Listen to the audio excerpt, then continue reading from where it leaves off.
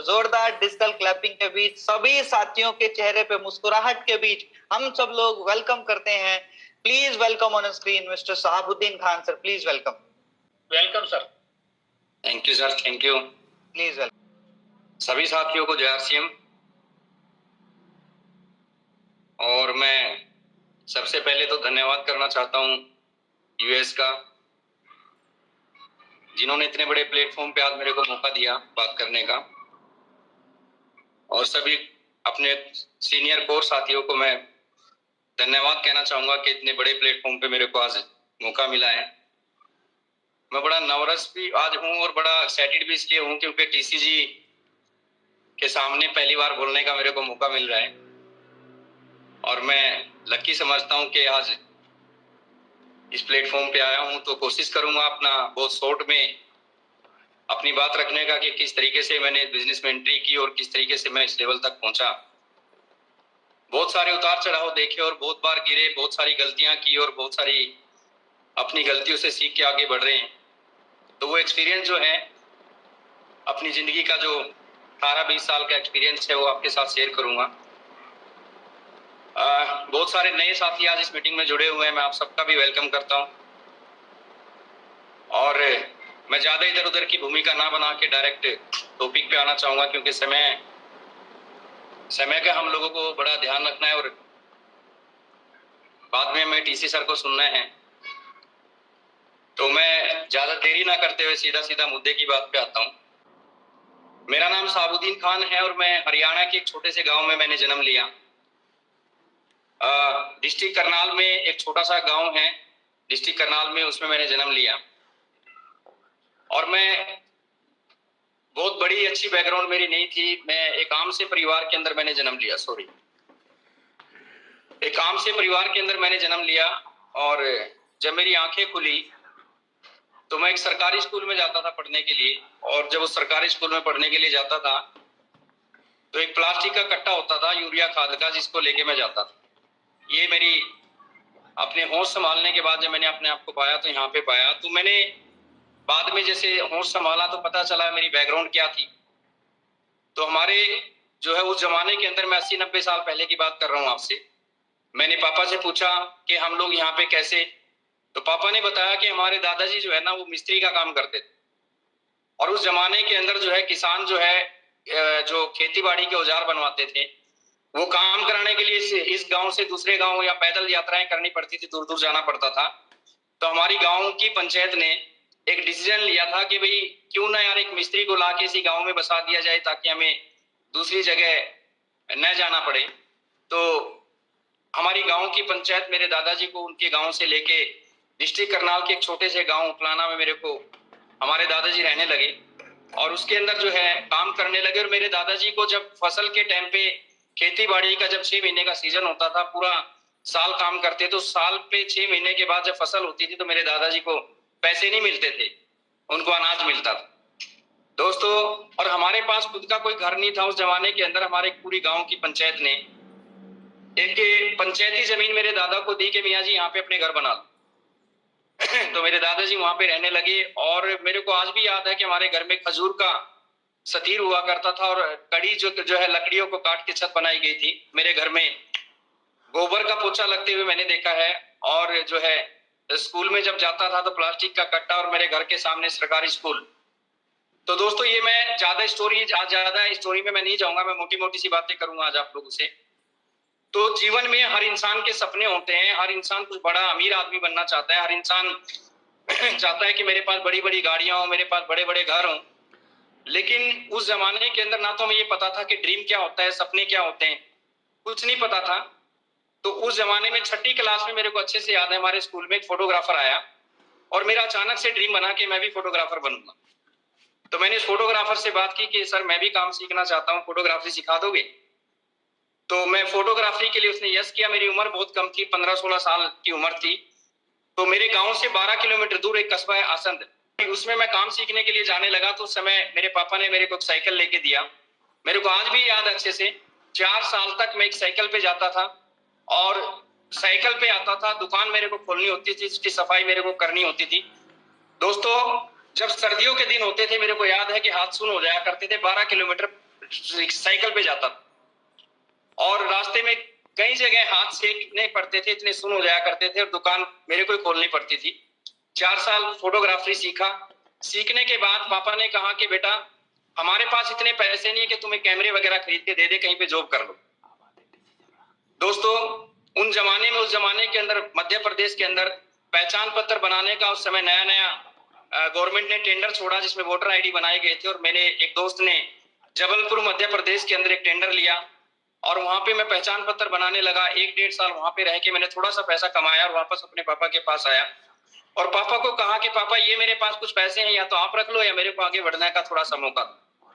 तो उन पैसों से मैंने कुछ कैमरे वगैरह खरीदे और अपना फोटोग्राफी का काम शुरू किया।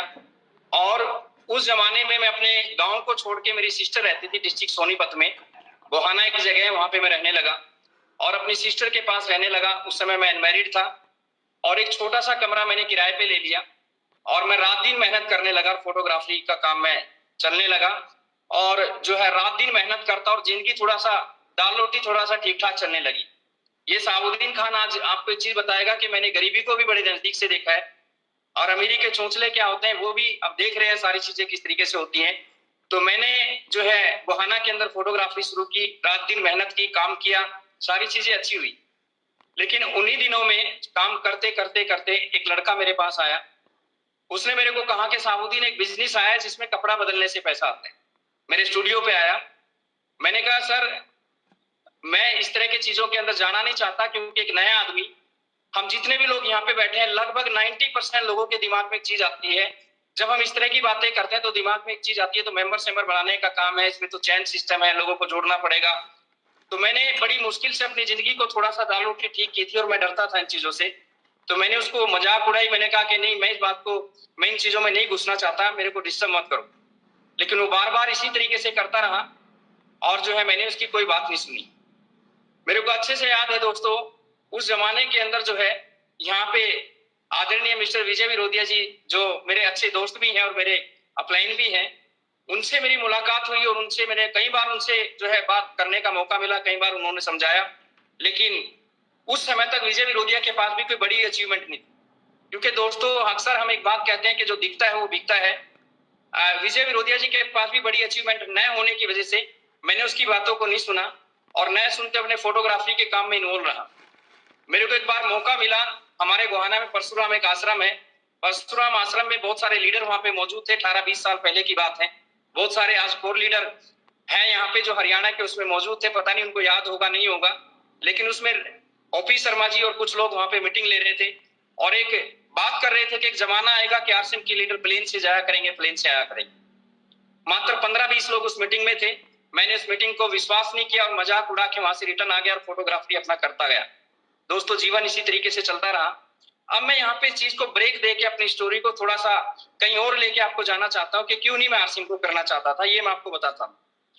मैंने आरसीएम बिजनेस को इसलिए नहीं करना चाहता था क्योंकि दोस्त 96 में हमारे देश में 95-96 में एक विदेशी कंपनी आई और उस विदेशी कंपनी का एक प्रोग्राम मेरे को अटेंड करने का मौका मिला और उस प्रोग्राम को अटेंड करने के बाद मेरे दिमाग पे एक जुनून सा सवार हो गया और मैं फोटोग्राफी के साथ साथ उस बिजनेस को जब करने लगा तो मैं रात दिन जो है अपने फोटोग्राफी के काम से मैंने फोकस हटा लिया और उस कंपनी के अंदर मैं काम करने लगा। विदेशी कंपनी थी, मैं किसी कंपनी की यहाँ पे कोई बुराई नहीं कर रहा हूँ, लेकिन उसके प्रोडक्ट इतने ज्यादा महंगे थे। वहां से मैंने एजुकेशन बहुत ली, सीखा बहुत कुछ, लेकिन जिस तरह का मेरा बैकग्राउंड था, जिस तरह के लोग थे, जिस तरह का मेरा सर्कल था, वहां पे ना तो मैं प्रोडक्ट यूज कर पा रहा था, ना मैं जो है सेल कर पा रहा था, प्रोडक्ट महंगा होने की वजह से। लेकिन जुनून था इस बिजनेस के अंदर। मैं एक चीज यहाँ पे और कहना चाहूंगा, बिजनेस में सक्सेस होने के लिए डायरेक्ट सेलिंग में 3 चीजों का होना बहुत जरूरी है। आपके पास नॉलेज होना बहुत जरूरी है, आपके पास जुनून होना बहुत जरूरी है और एक्शन होना जरूरी है। जुनून, नॉलेज और एक्शन, ये तीनों चीजें अगर आपके पास है तो दुनिया की कोई ताकत आपको कामयाब होने से नहीं रोक सकती। अगर आपके पास इन तीनों में से एक चीज को भी हटा दोगे तो आप इस बिजनेस में कामयाब नहीं हो सकते। अगर आप खाली जो है आपके पास जुनून है, खाली आप लगे पड़े और आपके पास नॉलेज नहीं है तो आप कामयाब नहीं हो सकते। और आपके पास खाली एजुकेशन है, एजुकेशन बहुत ज्यादा है और आप एक्शन नहीं ले रहे हो तो भी जो है उसका कोई फायदा नहीं है। तो दोस्तों मैं यहाँ पे जो है उस बिजनेस के अंदर जो है जुनून के साथ लगा रहा और धीरे धीरे करके मेरे साथ एक घटना घटी कि मेरा जो फोटोग्राफी का काम था वो खत्म होने लगा, क्योंकि मैं दुकान पे समय नहीं देता था। कस्टमर आते थे, खाली चले जाते थे, और एक पागलपन की हद तक जाके मैंने बिजनेस को किया। 4 साल तक मेरा फोटोग्राफी का बिजनेस बिल्कुल खात्मे की कगार पर चला गया। मेरे माँ बाप मेरे से नेगेटिव हो गए, मेरे दोस्त मेरे से नेगेटिव हो गए कि इसने अपना बड़ी मुश्किल से सेटअप किया था, सब बर्बाद कर लिया। मेरे पापा गांव में रहते थे, बैकग्राउंड अच्छी नहीं थी, तो मेरे पापा को लोगों ने कंप्लेंट की तुम्हारा लड़का जो है मेंबर बनाने के काम करता है, और लोग आएंगे तुम्हारे कपड़े फाड़ देंगे, मियाँ जी अपने बच्चे को हटा लो, वो लोगों को इस तरीके से उल्टे सीधे काम करता रहता है। 6 महीने तक अपने पापा के सामने इसलिए नहीं आया क्योंकि मेरा फोटोग्राफी बर्बाद हो चुका था, दुकान बंद हो चुकी थी। तो मेरे पापा ने डिसीजन लिया कि हमारा लड़का शायद गलत रास्तों पे चला गया है, क्यों ना इसकी शादी कर दी जाए। बहुत कम एज में, 16-17 साल की एज में, 17 साल की एज में मेरी शादी कर दी गई, और एक जिम्मेदारी मेरे ऊपर और आ गई। और उस छोटे से कमरे में जिसमें मैं रहता था दोस्तों, क्योंकि इनकम फोटोग्राफी की मेरी खत्म हो चुकी थी और कोई दूसरा जरिया नहीं था, एक ऐसे कमरे में रहता था दोस्तों जिस कमरे के अंदर ढंग से प्लास्टर भी नहीं था, 500 रुपया उस कमरे का किराया होता था, ऊपर से मिसिज जो है शादी हो गई, उसकी जिम्मेदारी मेरे ऊपर आ गई। बड़ा डिप्रेशन में रहने लगा, और डिप्रेशन में रहते रहते अचानक एक दिन मेरी जिंदगी में दोबारा से 2005 में मेरी जिंदगी में एक बदलाव क्या आया कि 2005 में वापस विजय विरोधिया जी मेरे पास आए और मेरे पास बैठ के बातचीत करने लगे, यार साबुद्दीन तेरे को डायरेक्ट सेलिंग की नॉलेज है, तो क्यों नहीं इसको करना चाहता। तो मैंने सारी कहानी उसको बताई, क्योंकि मेरे पास बैकग्राउंड इतनी ज्यादा कमजोर हो चुकी थी उस कंपनी की वजह से, काम धंधा कोई दूसरा था नहीं। मैंने डिसीजन लिया क्यों ना कोई शॉर्टकट अपनाया जाए, क्यों ना कोई किसी ऐसी कंपनी में जाके काम किया जाए जिसमें जल्दी से पैसा आ सके और जो है बहुत तेजी के साथ जो है मैं आगे बढ़ सकूं। आज जो है उस शॉर्टकट के चक्कर में दोस्तों मैंने उस विदेशी कंपनी को छोड़ के, और हिंदुस्तान की बहुत सारी कंपनियां मार्केट में आ चुकी थी, मैंने उनके अंदर काम करना शुरू किया, रात दिन काम किया, मेहनत की दोस्तों, इतना इमेज खराब अपना कर लिया, कोई कंपनी हमें छोड़ के चलेगी और किसी कंपनी ने हमें छोड़ दिया, और कोई कंपनी ऐसी नहीं बची दोस्तों। हर आदमी के दिमाग में साबुद्दीन की एक पिक्चर बन चुकी थी कि ये लड़का तो रोज कंपनियां बदलता है, रोज लोगों को इस तरह की कंपनियों के बारे में बताता है, इमेज अपनी खराब कर चुका था दोस्तों, और जो है वापस कोई सुनने के लिए तैयार नहीं था। इस वजह से दोस्तों 2005 में नफरत सी पैदा हो गई डायरेक्ट सेलिंग के प्रति, कि जिंदगी में कभी डायरेक्ट सेलिंग नहीं करूंगा। मेरी मिसिज, जब शादी हुई तो मेरी मिसिज ने कहा कि ऐसा कब तक चलेगा, फोटोग्राफी खत्म कर ली, तुम किसी फोटोग्राफर की दुकान पे 2000 की नौकरी क्यों नहीं कर लेते। दोस्तों मैं फोटोग्राफरी की नौकरी की तलाश में ही था, फोन किया 1-2 फोटोग्राफरों को कि मेरे को नौकरी पे रख लो। अचानक 2005 में विजय विरोधिया जी दोबारा आए, 1 घंटा मेरे साथ सेशन किया, और उसने स्कीम और बिजनेस के अंदर मेरे को अंतर बताया कि स्कीम क्या होती है और बिजनेस क्या होता है। और 2005 में स्कीम और बिजनेस में अंतर समझने के बाद मेरे को ऐसा लगा कि ये जो प्रोडक्ट है, आरसीएम का जो प्रोडक्ट है, ये इंडियन कल्चर के हिसाब से है, ये इंडियन लोगों के हिसाब से है, शायद मैं बिजनेस के अंदर कामयाब हो सकता हूं, क्योंकि जिस विदेशी कंपनी के अंदर मैं काम करता था वो प्रोडक्ट तो नो डाउट अच्छा था, लेकिन उस प्रोडक्ट के रेट इतने महंगे थे कि हम उसको अफोर्ड नहीं कर सकते थे। दोस्तों 2005 में मैंने डिसीजन लिया काम करने का, और विजय विरोधिया जी से वादा किया कि सर मैं काम करूंगा। विजय विरोधिया जी तो चले गए, मेरी मिसिज सुन रही थी, मेरी मिसिज ने 2 दिन गुजर गए, 4 दिन गुजर गए, मेरी मिसिज ने मेरे को बोला कि खान तुमने विजय विरोधिया से वादा किया था काम करने का, आप घर से तो निकल ही नहीं रहे, वैसे कब तक चलेगा, कैसे कमरे का किराया 500 रुपया देने के लिए मेरे पास पैसे नहीं बचे थे। तो मम्मी पापा मेरे से नेगेटिव थे, क्यों दुकान बर्बाद कर ली। दोस्तों 2005 में जब विजय विरोधिया जी से मुलाकात हुई, 4-5 दिन गुजर गए, तो मैंने कहा मैडम मैं आरसीएम करने को मन तो करता है, लेकिन फील्ड में जाने के लिए पैसा तो नहीं। तो मेरी मिसिज ने मेरे को 700-800 रुपया, नई नई शादी हुई थी, बेचारी के पास 700-800 रुपया रखा था, उसने मेरे को दिया कि इनसे काम चल सकता हो तो काम चला लो। दोस्तों 800 रुपया 700 रुपया मेरे पास था, उस पैसे को लेके आज भी मेरे को याद है, 700 रुपया लेके हरियाणा में एक जगह है यमुनानगर, मैं यमुनानगर के अंदर ग्राउंड लेवल पे काम करने के लिए गया।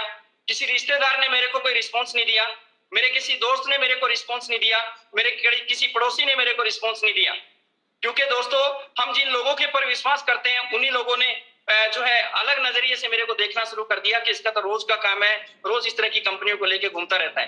दोस्तों एक दोस्त यमुनानगर में मिला, उसका कोई कॉन्टेक्ट रुद्रपुर के अंदर था, मैं मोटरसाइकिल पे जनवरी का महीना दोस्तों बिल्कुल ठंड के मौसम में, बारिश के मौसम में उसके रिश्तेदार के पास गए, और जब उसके रिश्तेदार के पास हम लोग वहां पे गए तो उसने दरवाजा खोला, और दरवाजा खोलने के बाद उसने कहा कि भाई साहब कैसे इतनी सर्दी के अंदर आप लोग यहाँ पे घूम रहे हो। उनका रिश्तेदार मेरे साथ था, उसने कहा कि भाई ऐसे ऐसे करके हमने एक बिजनेस शुरू किया है, और जैसे ही हमने आरसीएम बिजनेस का नाम लिया उस आदमी ने एक ही चीज कही कि भाई आप यहाँ पे खाना खाओ, चाय पियो, कोई दिक्कत नहीं है, लेकिन आरसीएम का नाम मत लेना। दोस्तों क्या गुजरी होगी उस जमाने के अंदर, जब एक आदमी गया मिला और उसका कोई कांटेक्ट मिला और उसने भी इस तरीके से बात की, जो दोस्त मेरे को लेके गया था वो भी इस बिजनेस को छोड़ गया।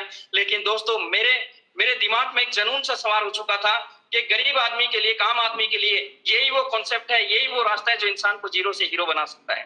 मैंने 8-10 दिन वर्किंग करी और 8-10 दिन वर्किंग करने के बाद जब वापस घर आने लगा दोस्तों, क्योंकि मेरे पास सिर्फ 800 रुपए थे और एकदम से करंट में यहाँ पे कोई इनकम आती नहीं, घर आने के लिए पूरा किराया भी ढंग से मेरे पास नहीं था, ऊपर से मेरे को कमरे का किराया देना था। दोस्तों इस तरह की सिचुएशन मेरे पास आई, और इस तरह की सिचुएशन क्यों मेरे पास ये इस तरह की सिचुएशन आई वही मैं आपको बताना चाहता हूँ। आज बहुत सारे लोग इस बिजनेस में आते हैं, शॉर्टकट ढूंढते हैं, थोड़ी सी मेहनत करते हैं, 10 लोग मना कर देते हैं, छोड़ के चले जाते हैं। आज जो है हम लाखों करोड़ों रुपए की बात तो करते हैं लेकिन पेशेंस नहीं रखते। आज हम प्रोडक्ट की जानकारी नहीं लेना चाहते, हम इसकी बेसिक चीजों को सीखना नहीं चाहते।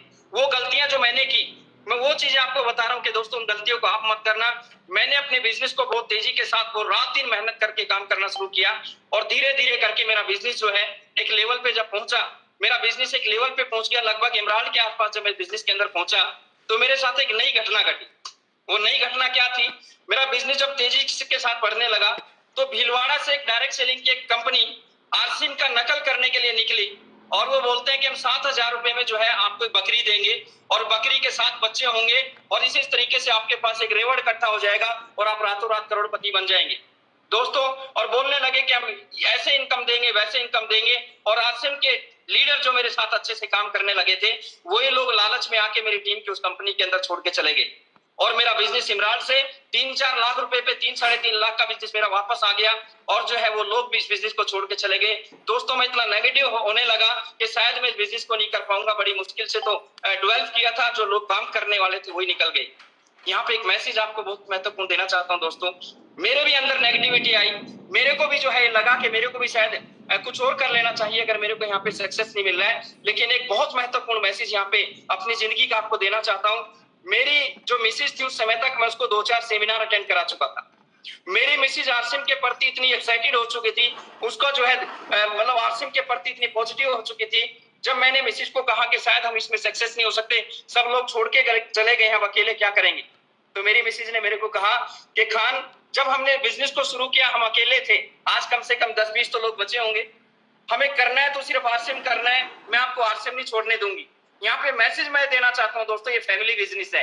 आप इस बिजनेस के अंदर हम बहुत सारे जेंट्स अकेले काम करते हैं, हमारे घरों में 100% प्रोडक्ट क्यों यूज नहीं होता, क्योंकि हमारे घर में पता ही नहीं है कि आरसिम क्या है। वो इसको जो है मेंबर बनाने वाली चीज समझते हैं, वो इसको आलतू फालतू की चीज समझते हैं। दोस्तों एक रिक्वेस्ट करना चाहता हूँ जो लोग आज मेरे को सुन रहे हैं, अगर आप इस बिजनेस में सक्सेस जो है आगे बढ़ना चाहते हैं, अपनी फैमिलियों के अंदर 100% प्रोडक्ट यूज कराना चाहते हैं, दोस्तों एक सिस्टम है इस बिजनेस के अंदर। आज हमारी टीम में हजारों लोग हैं, बिजनेस आ रहा है 10,000 रुपए का, हजारों लोगों की टीम है, बिजनेस आ रहा है 20,000 का। रीजन क्या है, रीजन ये है कि हम अकेले बिजनेस करने लग रहे हैं और हमारी फैमिलियों को पता ही नहीं है क्या है जो है। अरे एक लेडीज जो है वो 20 साल से लक्स की साबुन यूज कर रही है, वो क्यों आपका जो है प्रोडक्ट एकदम से इस्तेमाल करेगी अगर उसको पता नहीं है तो। दोस्तों एक एग्जांपल दे के आपसे पूछना चाहता हूँ, एक आदमी 20 साल से शराब पीता है, 20 साल से बीड़ी सिगरेट पीता है, क्या तुम्हारे कहने से एकदम वो बीड़ी सिगरेट छोड़ देगा? क्यों? क्योंकि 20 साल से उस आदमी को लत पड़ी हुई है, उसको नशे की आदत पड़ी हुई है।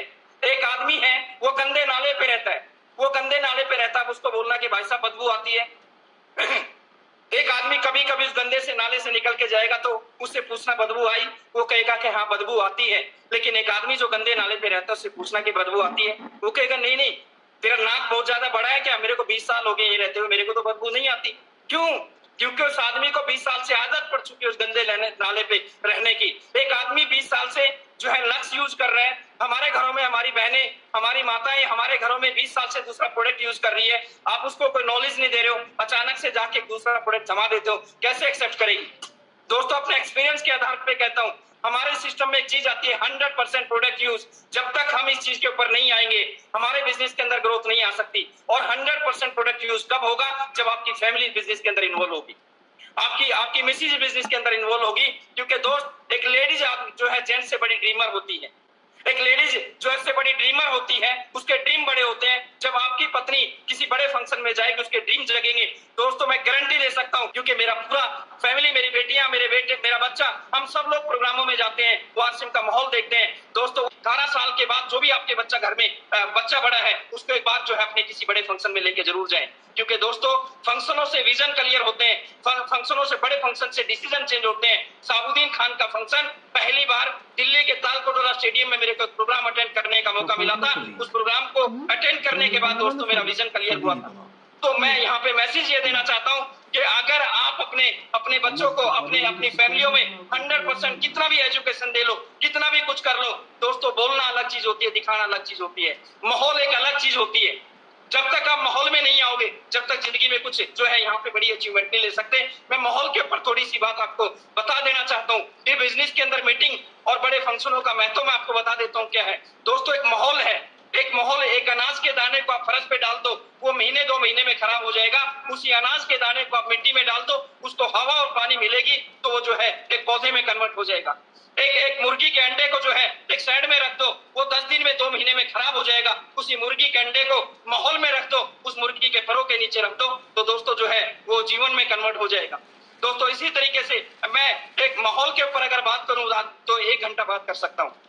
तो इस बिजनेस में अगर बने रहना है, शहाबुद्दीन खान अगर यहाँ पे खड़ा हुआ है और आज ये बिजनेस में कितने बार गिरा होगा, लेकिन एक ही चीज ने मेरे को टिका के रखा, माहौल ने मेरे को टिका के रखा। आज उस जमाने के अंदर 300 किलोमीटर हम लोग गाड़ियां भर भर के मीटिंगों में लेके जाते थे। मेरे गुरु, मेरे जो है मेरे विजय विरोधिया जी ने एक चीज मेरे को सिखाई कि बिजनेस के अंदर ज्यादा दिमाग लगाने की जरूरत नहीं है, गाड़ियां भरो और सेमिनारों के अंदर बिठा दो। वहां पे क्या होगा, जो पेड़ उगने वाला होगा, जैसे हम खेत के अंदर जब उसको तैयार कर देते हैं तो उसके अंदर अगर हम जो है बीज डालते हैं, हमें नहीं पता कौन सा उगेगा और कौन सा नहीं उगेगा। इसी तरीके से सेमिनार और बड़े फंक्शन हमारा जो है खेत का काम करते हैं। हम जो है वो बीज हैं, लोग बीज हैं, लोगों को अपने फंक्शन में डाल दिया। आज तो दोस्तों हमारे घरों में मीटिंग हो रही है, यूनिक एजुकेशन जैसा सिस्टम, हम अपने घरों में बैठ के मीटिंग अटेंड करने लग रहे हैं। अगर आप किसी को प्लान ही नहीं दिखाओगे, अगर आप किसी को माहौल में ही नहीं लेके आओगे, तो आपकी टीम का निर्माण कहां से होगा। दोस्तों बिजनेस में 2 तरीके की इनकम आती है। इस बिजनेस में 2 तरीके से आप इनकम ले सकते हो। एक इनकम ले सकते हो सेल करके, रिटेल करके, और दूसरी इनकम आती है नेटवर्क से। और दोनों चीजें बिजनेस के अंदर बहुत ज्यादा महत्वपूर्ण है। एक आदमी जो है, एक गरीब आदमी है, उसका कोई ज्यादा बड़ा बैकग्राउंड नहीं है, और वो आदमी सिर्फ जो है नेटवर्क बनाने पे काम करने लगा। मीटिंग में आया और एक्साइटेड हो गया और काम करने लगा। लेकिन दोस्तों नेटवर्क बनने में थोड़ा टाइम लगता है, थोड़ा सा उसके घर में बच्चों की फीस भी जाती है, उसके घर में दूध का बिल भी है, किराए का, सब बहुत कुछ उसको देना पड़ता है। अगर ज्यादा टाइम तक उसके घर में इनकम नहीं आती तो आदमी बिजनेस को छोड़ने पे मजबूर हो जाता है। दुनिया भर की मार्केटिंग में लालच देने वाली कंपनियों में फंस जाता है। क्यों? क्योंकि उसके घर में करंट इनकम नहीं आती। अगर उस आदमी को टिकाना चाहते हो, उस आदमी के घर में जो है करंट इनकम देना चाहते हो, तो एक ही तरीका है, वह रिटेलिंग।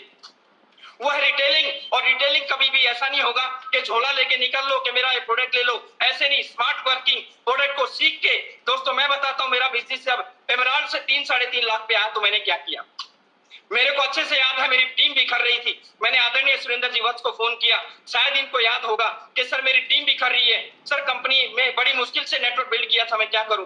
तो वत्स साहब ने बड़े अच्छे अंदाज में, बड़े आराम से एक बात मेरे को कही थी कि शहाबुद्दीन मीटिंगों की संख्या बढ़ा दो, कि मीटिंगों की संख्या बढ़ा दो, और कोई रास्ता नहीं है, अपने आप को माहौल में रखो, मीटिंगों की संख्या बढ़ा दो। दोस्तों मैंने मीटिंगों की संख्या बढ़ाई। और दूसरा काम, एक उस विदेशी कंपनी के अंदर रह के मैंने सीखा कि बिजनेस के अंदर जान है बिजनेस की, होम मीटिंग जान है बिजनेस की। सिस्टम कहता है कि आपको 2 प्लान रोज दिखाने चाहिए, लेकिन दोस्त जितने लोग मेरे को सुन रहे हैं, मैं किसी का हाथ नहीं खड़ा करवाना चाहता। हर आदमी अपने आप से एक सवाल करे, 1 लाख रुपए की इनकम सब लोग लेना चाहते हैं, लेकिन क्या हम 2 प्लान रोज कर रहे हैं? नहीं कर रहे हैं। लेकिन आज मैं एक आइडिया आपको देता हूं, आप 2 प्लान नहीं बल्कि 10 प्लान रोज कर सकते हो।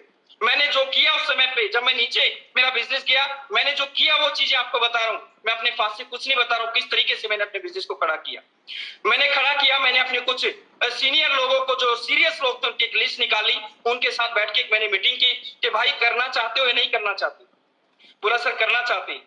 तो हमने एक डिसीजन लिया कि हर महीने की 2 या 3 तारीख को क्लोजिंग के बाद हम एक कोर मीटिंग किया करें।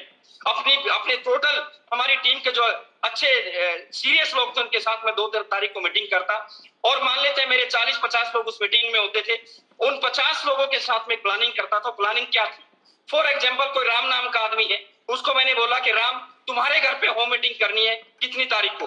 वो बोलता है सर मेरे घर पे इतनी तारीख को, 24 तारीख को मीटिंग होगी। नोटेड, हम उसको नोट करते थे। श्याम के घर पे मीटिंग कितनी तारीख को होगी, होम मीटिंग 23 तारीख को होगी। इस तरीके से हम 30 दिन का शेड्यूल फाइनल कर लेते थे। किसके घर पे? हम होम मीटिंग कहाँ करना चाहते हैं? हम होम मीटिंग उनके घर करना चाहते हैं जो बेचारे अभी ज्वाइनिंग भी नहीं हुए या जिनको ज्वाइनिंग करे 1 दिन हुआ है।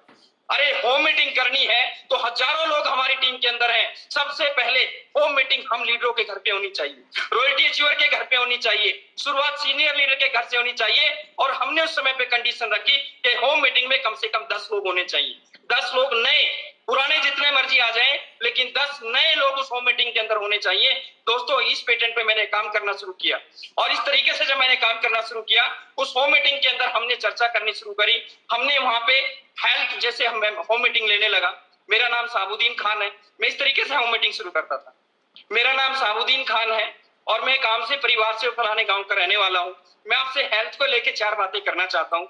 एक समय था कि हम 100 साल जिंदा रहते थे, हमारे बड़े 90 साल 100 साल जिंदा रहते थे। आज क्यों 60-70 साल में इंसान इधर से उधर हो जाता है? मेरे भाई, मैं उदाहरण देता हूँ वहां पे कि हमारे खेतों के अंदर किस तरीके से जहर डलने लगा। उस जमाने के अंदर हम चने खाया करते थे, गुड़ खाया करते थे। इस तरह की उदाहरण देके, जो सिंपल सादगी के उदाहरण देके मैं लोगों से बात करता हूँ, क्योंकि हम केमिकल वाली जिंदगी नहीं जीते थे, इसलिए हम लोग लंबा जीते थे। आज हर चीज के अंदर जहर डला हुआ है दोस्तों, हर चीज के अंदर जहर डला हुआ है, इसलिए हमारी जिंदगियां कम हो गई। मैं टोटल हेल्थ के ऊपर होम मीटिंग को डाल देता हूं। वहां पे ना मैं जोड़ने की बात करता, ना मैं आरसीएम की बात करता। मैं एक ही बात करता हूं, क्या एक अच्छा जीवन जीना चाहते हो? क्या अपनी जिंदगी को लंबा जीना चाहते हो? तो दोस्तों, वहां पे जो है, मैं किसी एक प्रोडक्ट को मास्टर प्रोडक्ट बना लेता हूं। जैसे गामा और जुनोल के ऊपर मैं एक अपनी जिंदगी का एक छोटा सा उदाहरण देके बताना चाहता हूं। मैंने गामा और जुनोल के अंदर, मैं दोस्तों दीवानगी के साथ काम करता हूं। मैं दीवानगी के साथ क्यों काम करता हूं? वहां से मेरे को 2 चीजें मिली है। नंबर 1, मैं एक छोटी सी घटना आपको बताता हूं। हमारे पास ऐसे ऐसे प्रोडक्ट हैं आज बिजनेस के अंदर। दोस्त, मैं यहाँ पे इतनी बड़ी स्टेज पे, पता नहीं मेरे को ये बात बोलनी नहीं चाहिए नहीं बोलनी चाहिए। एक कंपनी कोलकाता से सिर्फ एक प्रोडक्ट के साथ काम करती है, उसके पास एक प्रोडक्ट है, ना कोई डॉक्टर उसको रिकमेंड करता, ना हिंदुस्तान की सरकार उसको रिकमेंड करती। और वहां पे लोग बहुत तेजी के साथ जो है, कोई 5 लाख का चेक लेता है, कोई 1 लाख का चेक लेता है। लेकिन हमारे यहाँ पे जो हिंदुस्तान की गवर्नमेंट जिस प्रोडक्ट को रिकमेंड कर रही हो, हमारे देश के बड़े बड़े डॉक्टर जिसको रिकमेंड कर रहे हो, तो दोस्तों उस प्रोडक्ट को ले, ऐसे ऐसे प्रोडक्ट हमारे पास है जिससे एक प्रोडक्ट से ही हम 10, 20, 50 हजार, 1 लाख रुपए की इनकम ले सकते हैं। कैसे? मैं अपनी छोटी सी घटना बताता हूँ। आज से लगभग 14-15 साल पहले की बात। मेरे को अचानक इन्फेक्शन हो गया चेस्ट में और मेरा इतना ज्यादा सीरियस हो गया कि डॉक्टरों ने मेरे को मना कर दिया कि शायद इसकी बचने के चांसेस नहीं है। मैं बहुत शॉर्ट में बता रहा हूँ सर। मेरे को जो है रेफर कर दिया गया चंडीगढ़, और मैं 2 साल तक बेड पे रहा। मैं ना तो बोल सकता था, मेरा फोन मेरे कजन ने सुना और डॉक्टरों ने मेरी जिंदगी को निर्धारित कर दी कि आप 10 साल जियोगे बस। और मैं डिप्रेशन में रहने लगा। मैं एक बार प्रयास किया मैंने स्टेज पे बोलने का, मेरे को बोला नहीं गया सर। लेकिन अचानक से आज से 2-3-4 साल पहले जब गामा ओरिजिनल प्रोडक्ट लॉन्च हुआ, तो ईसा मैडम से मेरी मुलाकात हुई और उन्होंने कहा कि मैं आपको बड़ा भाई मान के कहती हूँ कि इस प्रोडक्ट को 3 टाइम शुरू करो। मेरे भी दिमाग में सिर्फ ये चीज थी कि इस प्रोडक्ट को जो है खाली सेल करने के लिए कंपनी ऐसे बोलती रहती है। सर, मैंने इस प्रोडक्ट को आज से 3 साल पहले, 2 साल पहले जब लॉन्चिंग हुई, उसी दिन से मैंने इस प्रोडक्ट को लेना शुरू किया। और मैं आज आपको बता सकता हूं सर कि मैं स्टेज पे खड़ा जब होके बोलता था, मेरे को सांस चढ़ जाती थी, मैं जीना नहीं चढ़ सकता था, मैं बहुत सारी चीजों को यूज नहीं कर सकता था। मैंने 3 साल पहले प्रोडक्ट को जब यूज करना शुरू किया, सर आज मेरी सारी की सारी समस्याएं खत्म हो चुकी हैं। आज ना मेरे को बात करने में दिक्कत होती, ना मेरे को कोई सांस चढ़ता, और बहुत सारा ये मैं इसलिए इस प्रोडक्ट को दीवानगी के साथ में इस पे काम करता हूँ। और हमारा गामा ओरिजिनल नहीं सर, हमारे सारे प्रोडक्ट एक से बढ़ के एक प्रोडक्ट है। अगर हम सिस्टमैटिकली तरीके से उसको प्रमोट करना शुरू कर दें, होम मीटिंगों के अंदर उसकी बात करना शुरू कर दें, तो 20-30-50 हजार रुपए का प्रोडक्ट या 10-20 हजार रुपए की इनकम हम बड़े इजी तरीके से वहां से ले सकते हैं। मेरी मिसिज को एक दर्द होता था सर, पीठ से निकलता था, सारे टेस्ट हमने करा लिए, उसको जो है डॉक्टरों ने एक ही चीज कही कि सर जो है ये एलर्जी है, कुछ चीजें खाने से उसको दिक्कत होती थी। मेरे साथ मेरी मिसिज ने गामा शुरू किया। आज 3 साल हो गए सर। अचानक से भूल से वो प्रोडक्ट वो खाना खाया जिससे उनको दर्द हो जाता था, जैसे ही खाते थे तुरंत दर्द हो जाता था और उसको एडमिट करा के पेन किलर लगवाने पड़ते थे। 3 साल के बाद आज मेरी मिसिज वो सारी चीजें खाती हैं जो कभी 10 सालों से जिसको उसने बंद कर रखा था, जिसकी वजह से दर्द ठीक हो गया। एक होता है सर सुनना, एक होता है खुद के ऊपर जब उसके रिजल्ट आ जाते हैं तो इंसान कॉन्फिडेंस के साथ जो है उसके ऊपर बात कर सकता है। तो सर इस तरीके से जो है हमने होम मीटिंगों पे काम करके दोबारा से अपने नेटवर्क को डेवलप किया, अच्छे लोग आने लगे। होम मीटिंग के अंदर हम प्रोडक्टों का डेमो दिखाने लगे कि देखिए हमारे प्रोडक्ट का, जब हम होम मीटिंग के अंदर डेमो दिखाते हैं उसका बहुत बड़ा रिजल्ट आता है। बोलना एक अलग चीज होती है, दिखाना एक अलग चीज होती है। तो हम डेमो दिखा के और जो है लोगों का 100% प्रोडक्ट यूज पे लोगों को लेके आने लगे। और आज फिर दोबारा से जो है एक अच्छी अचीवमेंट ली, एक अच्छा जीवन जी रहे हैं। आज दुनिया की सारी खुशियां हमारे पास हैं। आज जो है उस जीवन को जब याद करते हैं तो रोंगटे खड़े हो जाते हैं। लेकिन आज सिर्फ मैं लास्ट में एक ही चीज कहूंगा कि बिजनेस में अगर कुछ बड़ा करना चाहते हो तो 100% प्रोडक्ट यूज कराना चाहते हो तो फैमिलियों को इन्वॉल्व करो, माहौल में रहो और होम मीटिंगों को ज्यादा से ज्यादा इस पे फोकस करो। तो दुनिया की कोई ताकत आपको कामयाब होने से नहीं रोक सकती। इतना बढ़िया सिस्टम हमारे पास है यूनिक एजुकेशन, और जो है और साथ ही इतने अच्छी अच्छी चीजें हमें सीखने को मिलती हैं रोज प्रोग्रामों से। टीसी सर हमारे साथ हैं, जो दुनिया में किसी कंपनी के पास जो है इस तरह की जो है हमारे पास जो टीसी सर हैं जो ऐसी ऐसी चीजें हमें खुद आके रोज सिखाते हैं। अगर हम उनको थोड़ा सा भी अपनी जिंदगी में उतार लें तो बहुत बड़ा काम कर सकते हैं। तो बहुत बहुत धन्यवाद, थैंक यू सर।